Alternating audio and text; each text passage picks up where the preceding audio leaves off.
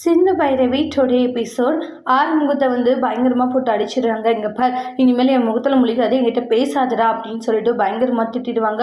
Arumugam place பண்ணுறாங்க, ஒழுங்கா எங்கிறது போட அப்படின்னு சொல்லிட்டு திட்டி விட்டுருவாங்க. ஆறுமுகம் அவங்களுடைய அம்மா திட்டினதை நினச்சி ரொம்ப எமோஷ்னலாக ஃபீல் பண்ணிட்டு இருக்காங்க. என்னை பற்றி புரிஞ்சிக்க மாட்டேங்கிறீங்க, நான் என்ன நடந்ததுன்னு சொல்கிறேன், நீ கேட்கவே மாட்டேங்கிறல்ல அப்படின்ற மாதிரி சொல்லிட்டு இருக்காங்க. ஆனால் ஆறுமுகம் அதை சொல்ல முடியாதுமா, சொன்னாலே நீங்கள் தாங்க மாட்டீங்கன்னு சொல்லிட்டு அவங்க பாட்டுக்கு வெளியே போயிடுவாங்க. அப்படி என்கிட்ட பேசாதுன்ற மாதிரி சொல்லிடுவாங்க. அப்புறம் ஆறுமுகம் தனியாக உட்காந்து ஃபீல் பண்ணிக்கிட்டு இருக்காங்க. பைரவி இருந்துட்டீங்க பார், என்ன நடந்ததுன்னு சொன்னா வச்சு தானே அத்திக்கு புரியும். அவன் சாதாரணமாக இடிச்சதுக்காகவா நீ அவனை போட்டு அடித்த பைரவி, உனக்கு தெரியுமா? அவன் சாதாரணமாக இடிச்சதுக்காக தான் நான் அவனை அடிச்சுன்னு சொல்லிட்டு அவனை வேற ஒரு காரணத்துக்காக தான் அடித்தேன், வேற ஒரு காரணத்துக்காக எதுக்கு அடிச்சு சொல்லு அப்படின்றாங்க. சொல்ல முடியாது, இங்கே பார், நீ இப்படி பண்ணிட்டு இருக்கிறதுனால தான் தேவையில்லாத பிரச்சனைகளே வருதுன்றாங்க.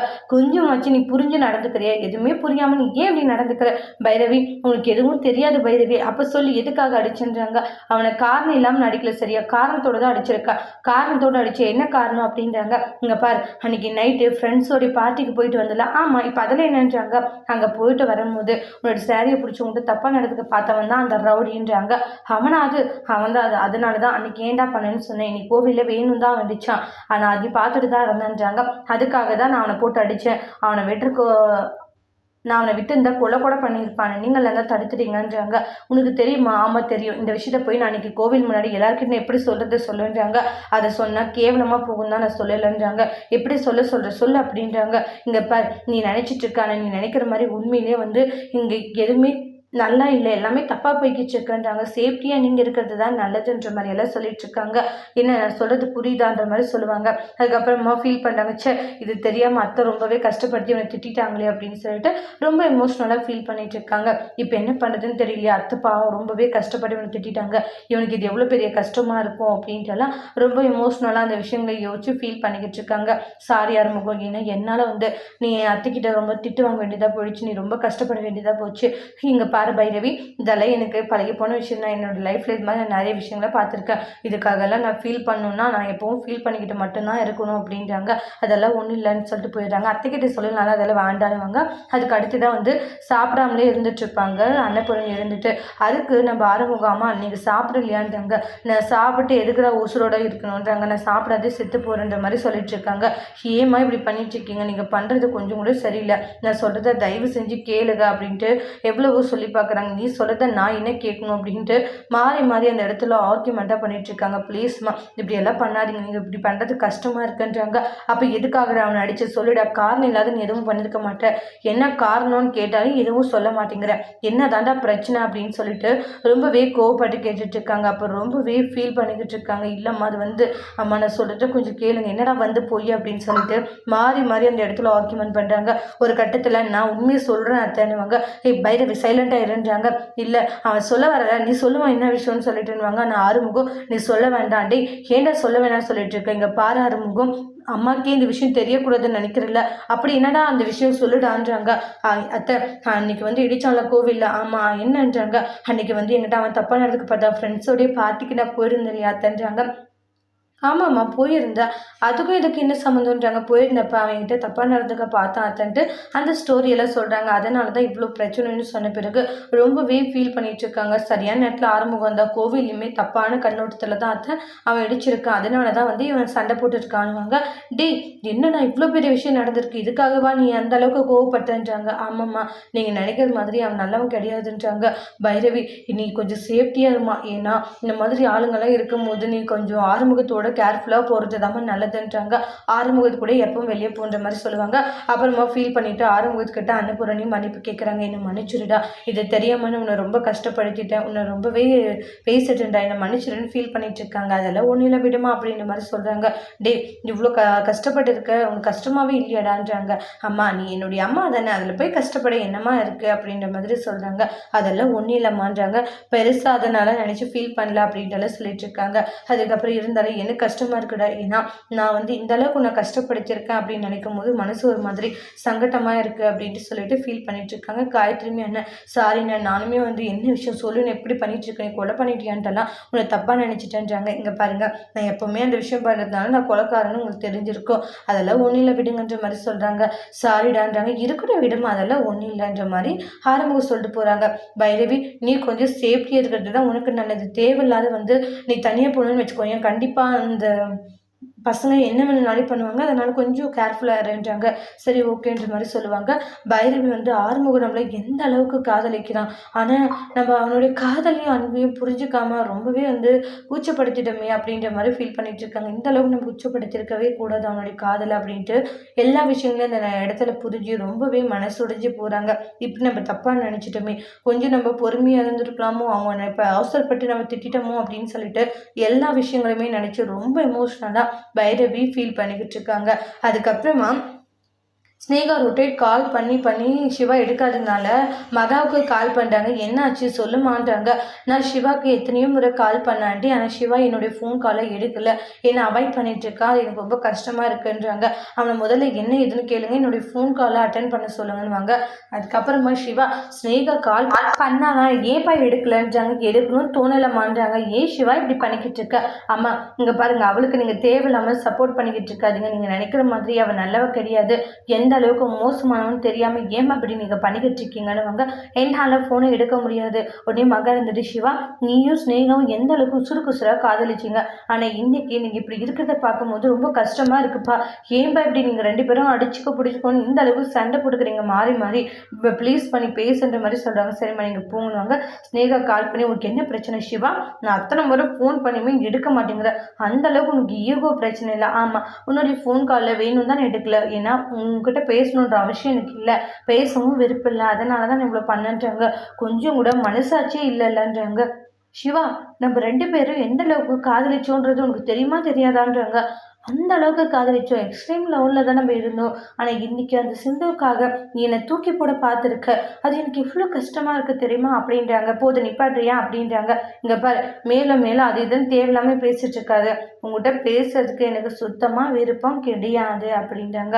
ஏன்னா உன்னை பார்த்தாலே எனக்கு கோபம் மட்டும்தான் வருது, இதில் நீ என்கிட்ட பேச வேற வரியா, நான் ஏதாச்சும் சொல்லிட்டு போகிறோம் அப்படின்ட்டுலாம் சொல்லிட்டு பயங்கரமாக அந்த இடத்துல சண்டை போட்டுக்கிட்டு இருக்காங்க. அப்போ நம்மளுடைய ஸ்னேகா, நான் தேவையில்லையா, நீ எனக்கு தேவையில்லை ஸ்னேகா, எனக்கு சிந்து தான் முக்கியன்றாங்க. சிந்து மாதிரியான ஒரு மனைவியெல்லாம் கிடைக்க நான் கொடுத்து வச்சிருக்கணும் சரியா அப்படின்றாங்க. அதை விட்டு உன்னை ஏண்டா காதலிச்சோன்ட்டு ஒவ்வொரு நிமிஷமும் நான் நினைக்கிறேன், ஆனால் நினைக்கிறதுக்கு காரணமே நீ மட்டும்தான் ஸ்னேகான்றாங்க. ஃபோனை வேன்னு சொல்லிட்டு திட்டிட்டு வச்சிடுறாங்க. சிவா சிந்துவை பற்றி அந்த அளவு புகழ்ந்து பேசின விஷயங்கள்லாம் சிந்து கேட்டு ரொம்பவே ஹாப்பியாக இருக்காங்க. டாக்டரே அப்படின்வாங்க. என்ன சிந்து, இல்லை நான் எதிர்த்தா ரூம்க்கு வந்தேன், ஸ்னேகிட்ட ஃபோன் பேசிட்டு இருந்ததை கேட்டேன், ஒட்டி கேட்டியா அப்படின்ட்டாங்க. ஒட்டு கேட்கல டாக்டர், சரி ஃபோன் பேசிட்டு டிஸ்டர்ப் பண்ண வேணாம்னு வெளியே நின்று கேட்டுட்டு இருந்தேன், என் மேலே உனக்கு அந்தளவுக்கு லவ்வா அப்படின்றாங்க. லவ்வெல்லாம் இல்லை. அப்போ சிந்து கிட்ட, அதாவது ஸ்னேகா கிட்ட அப்படி சொன்னேன். ஸ்னேகா கிட்ட ஏன் அப்படி சொன்னேன்னு, அப்படி சொன்னால் தான் என்னை அவள் டார்ச்சர் பண்ண மாட்டாள், அதனால தான். அது இல்லாத எனக்கு ஒன்று ஒரு விதத்தில் பிடிக்கும், நான் தப்பாக சொல்லிட்டு பிடிக்குன்றத தானே சொன்னாங்க. சரி சரி அப்படின்ட்டாங்க. என்ன சிந்து, ஒன்றும் இல்லை அப்படின்ற மாதிரி சொல்லுவாங்க. நம்ம டாக்டர் கொஞ்சம் கொஞ்சமாக மனசு மாறுறாரு, இது எனக்கு ஒரு மாதிரி சந்தோஷமாக இருக்குது. சீக்கிரமாக எல்லாமே மாறும், டாக்டர் கண்டிப்பாக என்னை ஏற்றுப்பாரு அப்படின்ட்டு சிந்து ரொம்பவே ஹாப்பியாக இருந்துட்டுருக்காங்க. அப்புறம் மகா இருந்துட்டு, சிவா உனக்காக நான் சாப்பாடு பண்ணேன் சாப்பிடல, ஆனால் அந்த சிந்து உனக்காக சமைச்சு கொடுத்தாலுமே சாப்பிட்டியாமே, யாரு ஐஷு வந்து சொல்லிட்டாளா? இல்லைன்னு அம்மா கேட்டாங்க என்ன பண்ணிட்டு இருக்கீங்கன்னு, அதை தான் சொன்னேன் அப்படின்ற மாதிரி சொல்லுவாங்க. ஆமாம் இல்லைம்மா அவள் கம்பல் பண்ண, அதனால. அப்போ நான் உன்னை கம்பல் பண்ணியே சொல்லு சிவான்றாங்க. அப்போ உன்னை ரொம்ப டார்ச்சர் பண்ணி சாப்பிட வச்சா சாப்பிடுவேன், இல்லைன்னு சாப்பிட மாட்டியா சொல்லிடான்றாங்கன்னு அவ்வளோ தூரம் சொல்லி ஏன் நீ சாப்பிடலன்ட்டு மாறி மாறி அந்த இடத்துல ஆர்குமெண்ட்டாக பண்ணிட்டு இருக்காங்க. இல்லைம்மா ஏமா நீங்கள் புரிஞ்சுக்கவே மாட்டேங்கிறீங்கன்றாங்க. ஸோ இங்கே பாருடா, வர வர நீ ரொம்பவே மாறிக்கிட்டு இருக்கடா சிவான்றாங்க. சிந்துவோடைய பேச்சை கேட்டு எல்லாம் பண்ணிட்டு இருக்க, ஆனால் நான் சொல்கிற விஷயங்களை கொஞ்சம் கூட காது கொடுத்து கேட்க மாட்டேங்கன்னா அதுக்கு ஒரு பிரச்சனை பண்ணிக்கிட்டு இருக்காங்க. அதுக்கப்புறமா பார்த்தீங்கன்னா ஆறுமுகத்துக்கிட்ட போயிட்டு, பைரவி நான் உங்கள்கிட்ட கொஞ்சம் பேசணுன்றாங்க. சொல்லு பைரவி என்ன விஷயம்ன்றாங்க. இல்லை நீ இந்த அளவுக்கு ஒரு விஷயம் பண்ணியிருக்கல, அது ஏன் வெளியே தெரியக்கூடாதுன்னு நீ நினச்சி சொல்லுன்றாங்க. இவ்வளோ பெரிய விஷயம் பண்ணிட்டு தெரியக்கூடாதுன்னு நினச்சிட்டு இருந்தா அப்போ எப்படி சொல்லி எல்லாரும் உன்னை நம்புவாங்க? இல்லைன்னா எல்லாரும் உன்னை தப்பாக தானே நினைப்பாங்கன்றாங்க. நினச்சிட்டு போகட்டும். ஒரு விஷயத்த சொல்லி நான் அந்த அளவுக்கு பண்ணணும்னு இல்லை, ஒரு விஷயத்த பண்ணி தான் நான் நல்லவன்றதை நிரூபிக்கவும் அவசியமும் இல்லைன்றாங்க. நான் என்னுடைய வழியில் கரெக்டாக போய்கிட்டு இருக்கேன், ஆனால் நான் வந்து அதை சரி செய்யணுன்றது என்னுடைய நோக்கம் கிடையாதுன்றாங்க. தப்போ சரியோ அது வந்து தானே எல்லாரும் புரிஞ்சுக்கிட்டு நான் நிரூபிக்க வேண்டிய அவசியம் இல்லை. சாரி ஆறுமுகம், நான் மன்னிச்சிடுன்றாங்க. ஏன்னா நானுமே உன்னை தப்பாக புரிஞ்சுட்டு கொஞ்சமாச்சும் வந்து உன்னை பற்றி நான் யோசிச்சிருந்துருக்கணும். ஆனால் பற்றி யோசிக்காமல் நான் உன்னை ரொம்ப கஷ்டப்படுத்தி காயப்படுத்திட்டேன். அதெல்லாம் ஒரு மாதிரி எனக்கு கஷ்டமாக இருக்குது அப்படின்னு சொல்லிட்டு ரொம்பவே ஃபீல் பண்ணி மன்னிப்பு கேட்டுக்கிட்டு இருக்காங்க. சேச்சா, அதெல்லாம் ஒன்றும் இல்லை. இப்போ எதுக்காக நீ இந்த அளவுக்கு ஃபீல் பண்ணுற? இல்லை, ஒரு மாதிரி கஷ்டமாக இருக்குது, உன்னை தப்பாக நினச்சிட்டோம் என்று மனசு ரொம்பவே கடந்து அடிச்சுக்குதுன்ற மாதிரி சொல்கிறாங்க. அதெல்லாம் ஒன்றும் இல்லை, இதுக்கெல்லாம் போய் ஃபீல் பண்ணிக்கிட்டு தான் இருக்கணும் அப்படின்ற மாதிரி சொல்லிட்டு இருக்காங்க. அதுக்கப்புறமா பார்த்தீங்கன்னா நம்மளுடைய வழியில் அந்த பைரவி இன்னைக்கு தப்பிச்சிட்டா. ஆனால் கண்டிப்பாக அந்த பைரவியும் காயத்ரி நம்ம சும்மா விடக்கூடாது. நம்ம யாருன்றத ஒரு சரியான பாடத்தை நம்ம அவங்களுக்கு கற்றுக் கொடுக்கணும் அப்படின்னு சொல்லி பிளான் பண்ணிக்கிட்டு இருக்காங்க. அதுக்கப்புறம் நெக்ஸ்ட் பார்த்தீங்கன்னா காயத்ரியுடைய கல்யாணத்துக்கு ரொம்பவே பிரம்மாண்டமாக எல்லா ஏற்பாடுகளுமே பண்ணிட்டு இருக்காங்க. அந்த இடத்துல பேனர், லைட் செட்டிங்கு, வீட்டில் அலங்காரம், கல்யாணத்துக்கான புடவைகள் எடுக்கிறது, இது மாதிரிலாம் ரொம்ப அழகாகவே போய்கிட்டு இருக்கு. காயத்ரி சந்தோஷப்பட்டுக்கிட்டு இருக்காங்க. இசைக்கு இருந்துட்டு அக்கா என்னக்கா இவ்வளோ பிரம்மாண்டமாக எல்லா ஏற்பாடும் பண்ணியிருக்காங்க, அவ்வளோதாங்க்கா, இனி எனக்கு காயத்ரி கெடுக்க மாட்டா, கனவுல நினச்சி மறந்துட வேண்டியதான் அப்படின்ற மாதிரி சொல்கிறாங்க. டேய், நீ ஏன் அப்படி பேசிட்டு இருக்க? கொஞ்சமாச்சு நீ நினைக்கணும், நம்மளுக்கு கண்டிப்பாக கிடைப்பான்ற ஒரு தாட்டாச்சும் உனக்கு இருக்கணும். ஆனால் உனக்கு அது தாட்டே இல்லை போலடா அப்படின்றாங்க. இல்லைக்கா, ஒரு மாதிரி பயமாக இருக்குல்ல? பயப்படாத, நான் தான் இருக்கல்ல, கண்டிப்பாக வந்து உனக்கு தான் கண்டிப்பாக காயத்ரி கல்யாணம் லாஸ்ட் மினிட்ல உன் கூட தான் நடக்குன்ற மாதிரி பிளான் பண்ணிட்டு இருப்பாங்க. அதுக்கப்புறம் இசைக்கு என்கிட்ட ஒரு பிளான் இருக்குன்னு, என்ன பிளான்? சூப்பரான பிளான் அப்படின்னு சொல்லிட்டு இருப்பாங்க. அதே மாதிரி பார்த்தீங்கன்னா அவங்களுடைய பிளானுக்கு ஏற்ற மாதிரி நம்ம செய்யலான்ற மாதிரி மகவும் சொல்லிக்கிட்டு இருக்காங்க. அப்புறமா பார்த்தீங்கன்னா மாப்பிள்ளைக்காரங்களாம் மண்டபத்துக்கு வந்துடுவாங்க. அன்னைக்கு நைட்டு பார்த்தீங்கன்னா நிச்சயதார்த்தம் பண்ணலான்னு சொல்லிட்டு நிச்சயதார்த்தமும் ரொம்பவே சூப்பராக பண்ணிக்கிட்டு இருக்காங்க. அந்த அளவுக்கு பிரம்மாண்டமாக வந்து நிச்சயதார்த்தம் சூப்பராக ஏற்பாடு பண்ணியிருப்பாங்க. காயத்ரி வந்து ரொம்பவே தேங்க்ஸ்மா, ஏன்னா என்னுடைய கல்யாணமும் சரி நிச்சயதார்த்தம் இந்த அளவுக்கு பிரம்மாண்டமாக ஏற்பாடு பண்ணியிருக்கீங்க காயத்ரி, உனக்காக நாங்கள் என்ன வேணாலும் பண்ணுவோம். பாதி வந்து ஆறுமுகம் சிவாவும் தான் இவ்வளவும் பண்ணாங்கன்னும் போது அப்போ வந்து காயத்ரி ஆறுமுகத்துக்கும் சிவாவுக்கும் நன்றி சொல்கிறாங்க. அண்ணன், நீங்கள் எனக்காக இவ்வளோ பண்ணுறதை நினைக்கும் போது அவ்வளோ பெருமையாக இருக்குன்றாங்க. காயத்ரி, இதெல்லாம் ஒரு விஷயமே இல்லைடா, உனக்காக நாங்கள் என்ன வேணாலும் செய்வோன்றாங்க. சிவாவை பார்த்து, அதாவது சிந்து வந்து சிவாவை பார்த்து ரசிக்கிறாங்க. பைரவி, ஆறுமுகம் இந்த அளவுக்கு தங்கச்சி மேலே உசுரே வச்சுருக்கான், அப்போ நம்ம மேலே எந்த அளவுக்கு உசுறு வச்சுருக்காங்க அப்படின்னு சொல்லிட்டு எல்லாத்தையுமே திங்க் பண்ணிக்கிட்டு இருக்காங்க நம்மளுடைய பைரவி. அதுக்கப்புறமா பார்த்தீங்கன்னா இசக்கி வந்து ஃபுல்லாக வந்து ட்ரிங்க்ஸ் பண்ணிடுறாங்க. ஏன்னா ட்ரிங்க் பண்ணிவிட்டு அந்த இடத்துல பயங்கரமாக அலப்பறை பண்ணிக்கிட்டு இருப்பாங்க. அதுக்கப்புறம் அடுத்த நாள் பார்த்திங்கன்னா அந்த மாப்பிள்ளை வீட்டுக்காரங்க இருக்காங்களா, மாப்பிள்ளையுமே வந்து ஃபுல்லாக குடிக்க வச்சுருவாங்க நம்மளுடைய இசக்கி. ஆனால் இசக்கி குடிச்ச மாதிரி தான் நடிச்சிட்டு இருப்பாங்க. ஆனால் இந்த இடத்துல மாப்பிள்ளை வீட்டுக்காரங்கள ஃபுல்லாக குடிக்க வச்சுறாங்க. அந்த இடத்துல மாப்பிள்ளை ரொம்ப தப்பானவர்னு தெரிய வருது. மாப்பிள்ளை சரியில்லை, தப்பானவர் அப்படின்னு சொல்லிட்டு மாப்பிள்ளை பார்த்திங்கன்னா அந்த மண்டபத்தை விட்டே துரத்திடுறாங்க. துரத்திட்டு அந்த இடத்துல வந்து காயத்ரிக்கு இப்போ கல்யாணம் யார் கூட நடக்கும் அப்படின்னு சொல்லிட்டு ஃபீல் பண்ணிக்கிட்டு இருக்காங்க. காயத்ரி, என்னுடைய வாழ்க்கை போச்சு, நீ நான் ஏன் உசுரோடு இருக்கணும்? ஏன்னா எனக்கு பார்த்த மாப்பிள்ளை தப்பானவன்றது மகாத்தை நிரூபிச்சுட்டாங்க. இனிமேலும் வந்து நான் உசுறு வாழணுன்றது எந்த ஒரு பிரயோஜனமும் இல்லைன்றாங்க. அப்போ வந்து இல்லை காயத்ரி, நீ அப்படி ஒரு முடிவு எடுக்கக்கூடாதுன்னு சொல்லிட்டு ஆளுக்கு அந்த அளவுக்கு ஃபீலிங்ஸில் இருந்துட்டு இருக்காங்க. அதுக்கப்புறமா தான் வந்து நம்ம இசக்கி இருக்காங்கல்ல, இசக்கிக்கும் காயத்ரிக்கும் கல்யாணம் பண்ணி வச்சிடலான்ட்டு மகா சொல்லிட்டு இருக்காங்க. அதை கேட்டுட்டு எல்லாருமே ஷாக் ஆகுறாங்க. மகா, என்ன மகா? ஆமாக்கா, நம்ம ஏன் இசக்கிக்கும் காயத்ரிக்கும் கல்யாணம் பண்ணி வைக்கக்கூடாது? சொந்தம் தானே காண்றாங்க, நம்ம அதை பண்ணோம்னா நாம நினைச்ச விஷயங்களும் நடந்துடும்ன்றாங்க. நம்ம வந்து அதை பண்ணாத இருந்தோம்னா தேவையில்லாத பிரச்சனை தானே, அதனால தான் சொல்லிட்டு இருக்கேன் அப்படின்ட்டு எல்லா விஷயங்களையும் சொல்லிட்டு இருக்காங்க. அப்போ ஒரு நிமிஷம் வந்து ரொம்ப கவலையோடு யோசிச்சுட்டு இருக்காங்க. இல்லை அது வந்து அப்படின்னு சொல்லிட்டு ரொம்பவே ஃபீல் பண்ணிக்கிட்டு இருக்காங்க. என்ன ஆச்சு அப்படின்னு சொல்லி கேட்கவும் அதுக்கப்புறம் ஒரு மாதிரி டிப்ரெஷனில் இருக்காங்க. இல்லை என்ன பண்ணுறது ஏது பண்ணுறதுன்னு தெரியல, இப்போ வந்து என்ன பண்ணுறது ஏது பண்ணுறதுன்னு தெரியலனாக்கா நான் சொல்கிறத யோசிங்க, இசைக்கு நல்லா பார்த்துப்பாங்க, அதுக்காக தான் இவ்வளோ சொல்லிட்டு இருக்காங்க அப்படின்ட்டு எவ்வளவோ சொல்லி பார்க்குறாங்க. ஆனால் என்ன டெசிஷன் எடுக்கிறதுன்னு அவங்களுக்கு ஒன்றுமே புரியல. நம்ம வந்து இசைக்கு கல்யாணம் பண்ணி வச்சா அவன் நல்லா பார்த்துப்பானா பார்த்துக்க மாட்டானா ஒன்றுமே புரியலேன்றாங்க. அக்கா, கண்டிப்பாக இசைக்கு நல்லா பார்த்துப்பாங்க, ஏன்க்கா நீங்கள் அவனை நம்பி ஒரு பொறுப்பை ஒப்படைக்க மாட்டேங்கிறீங்க? அவனை நம்பி ஒரு பொறுப்பை ஒப்படைங்கக்கா, கண்டிப்பாக இசைக்கு நல்லபடியாக வந்து பார்த்துப்பான் அப்படின்ற மாதிரி சொல்லிட்டு இருக்காங்க. அப்போ வந்து சரி ஓகே அப்படின்ற மாதிரி சொல்லுவாங்க. காயத்ரி கிட்ட கேட்கவும் அம்மா உங்களோட விருப்பமான்றாங்க. அதுக்கப்புறமா இசைக்கு உனக்கு கல்யாணம் பண்ணிக்க விருப்பமான்ற மாதிரி சொல்கிறாங்க. எனக்கு கல்யாணம் பண்ணிக்க விருப்பம்ன்ற மாதிரி சொல்லுவாங்க. அப்புறம் என்னக்கா இசக்கி கண்டிப்பாக நம்ம என்ன சொன்னாலும் கேட்பாங்க, அது இல்லாத நல்லாவும் பார்த்துப்பா, அதனால தேவையில்லாமல் எல்லா விஷயத்தையும் நினச்சி நீங்கள் கவலைப்பட வேண்டான்ற மாதிரி சொல்லிட்டு இருக்காங்க.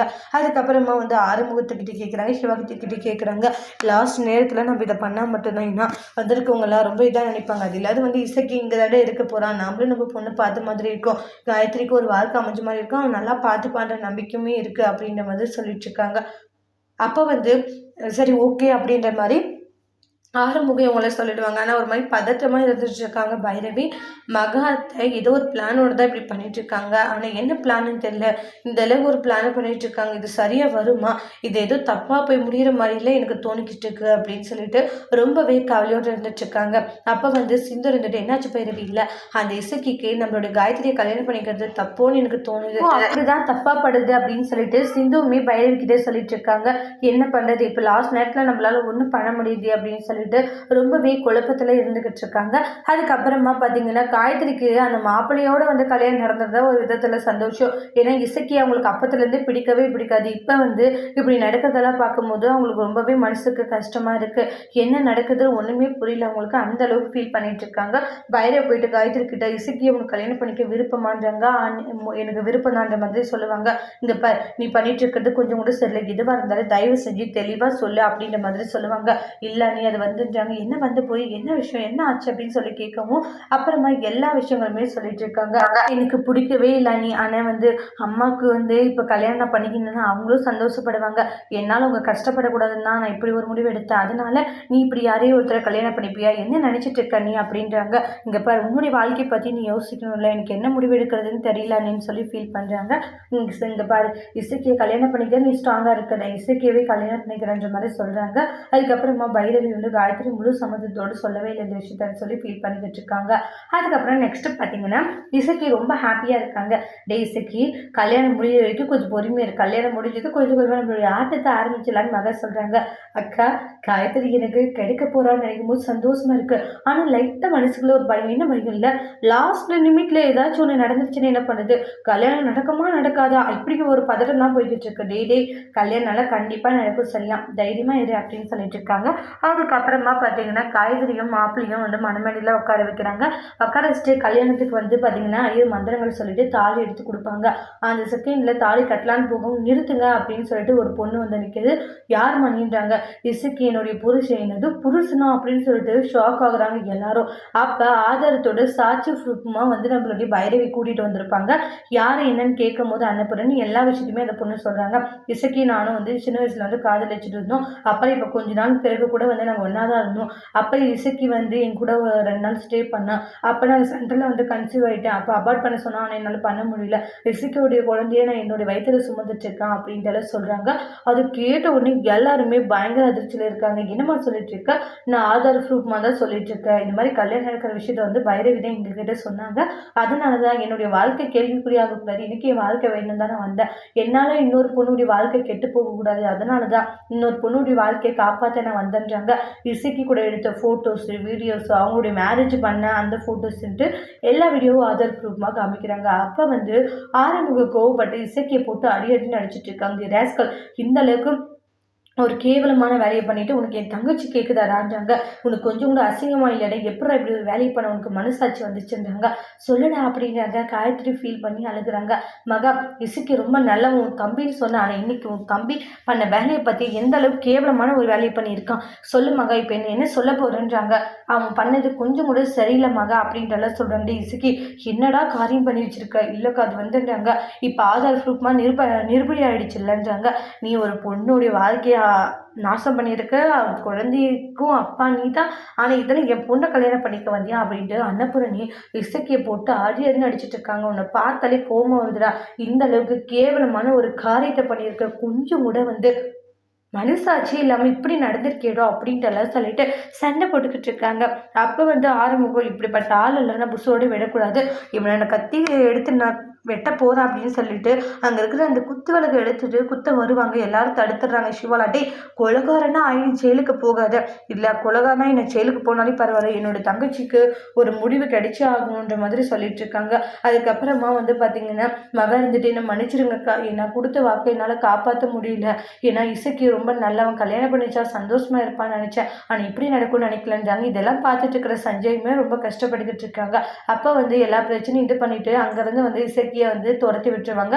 அதுக்கப்புறம் பொண்ணுடைய வாழ்க்கை போச்சுன்ட்டு மறுபடியும் ஃபீல் பண்ணிட்டு இருக்காங்க. இதோட 2வது முறையாக வந்து பொண்ணுடைய வாழ்க்கை இப்படி அழிச்சு யார் கல்யாணம் பண்ணிப்பாங்கன்னு சொல்லி ஃபீல் பண்ணுறாங்க. அப்போ பைரவிக்கு வந்து சஞ்சய் ஞாபகம் வராங்க. அதுக்கப்புறம் அத்தை நான் ஒன்று சொல்லட்டுமான்றாங்க. என்ன பைரவி, நம்ம ஏன் வந்து என்னுடைய ஃப்ரெண்டு சஞ்சய்க்கும் காயத்ரிக்கும் கல்யாணம் பண்ணி வைக்கக்கூடாது அப்படின்றாங்க. எல்லாருமே பயங்கர அதிர்ச்சியில் இருக்காங்க. என்ன சொல்லிட்டு இருக்கேன்றாங்க. நான் உண்மையை தான் சொல்கிறேன் அத்தை, சஞ்சய் ரொம்பவே நல்ல ஒரு பையன் தான், அதனால் நம்ம ஏன் காயத்ரி கல்யாணம் பண்ணிக்கக்கூடாது, சஞ்சய்க்கு என்ன பேசினேன் கண்டிப்பாக சஞ்சய் ஒத்துப்பான்றாங்க. சஞ்சய்க்கும் காயத்ரிக்கும் கல்யாணம் பண்ணிச்சா சஞ்சயும் நல்லா பார்த்துப்பான், காயத்ரியுமே சந்தோஷமாக இருப்பா அப்படின்றாங்க. ஆனால் காயத்ரி வந்து சஞ்சயை கல்யாணம் பண்ணிக்கிற விஷயத்தை பற்றி ஆரம்பம் லைட்டாக யோசிக்கிறாங்க. நம்மளுக்கும் ஆரம்பத்தில் செட் ஆகாது, இப்போ நம்ம தங்கச்சி அவன் கல்யாணம் பண்ணிக்கிறான்னு எப்படி சரியாக வருமானு யோசிக்கிறாங்க. ஆனால் பைரவி சொன்ன விஷயத்தை கேட்டு எல்லாருமே ரொம்ப அதிர்ச்சியில் இருக்காங்க. இது சரியாக வருமா அப்படின்னு சொல்லிட்டு எல்லாம் பயங்கர டிப்ரெஷனு. அதுக்கப்புறமா சஞ்சய், உனக்கு காயத்ரியை கல்யாணம் பண்ணிக்கிறதுல விருப்பம் தானே, நீ காயத்ரியை கல்யாணம் பண்ணிப்பா, ஒரு ஃப்ரெண்டாக நான் உன்கிட்ட ரெக்வஸ்ட் பண்ணி கேட்குறேன், நீ காயத்ரியை கல்யாணம் பண்ணிக்கோ அப்படின்ட்டு ரொம்பவே ரெக்வஸ்ட் பண்ணி கேட்குறாங்க. அப்போ சஞ்சய் காயத்ரியை கல்யாணம் பண்ணிக்கோ அப்படின்னு பைரவி டக்குன்னு கேட்கறதுனால என்ன ஒரு பதில் சொல்கிறதுன்னு தெரியல, பயங்கர அதிர்ச்சியில் இருந்துட்டு இருக்காங்க. சஞ்சயுடைய முடிவு என்ன, காயத்ரியை கல்யாணம் பண்ணிக்கிறதுக்கு சம்மதம் சொல்ல போகிறாங்களா, இல்லை என்னால் காயத்ரியை கல்யாணம் பண்ணிக்க முடியாது, ஏன்னா ஏற்கனவே நான் வேற ஒரு பொண்ணை மனசில் நினச்சிட்டு இருக்கேன் அப்படின்ற விஷயத்த சொல்ல போகிறாங்களா, என்னெல்லாம் அடுத்த பரபரப்பான விஷயங்களெல்லாம் நடக்க போகுது அப்படின்றத நம்ம அடுத்து வரக்கூடிய பிரம்மோல நம்ம வெயிட் பண்ணி பார்க்கலாம். தேங்க்யூ.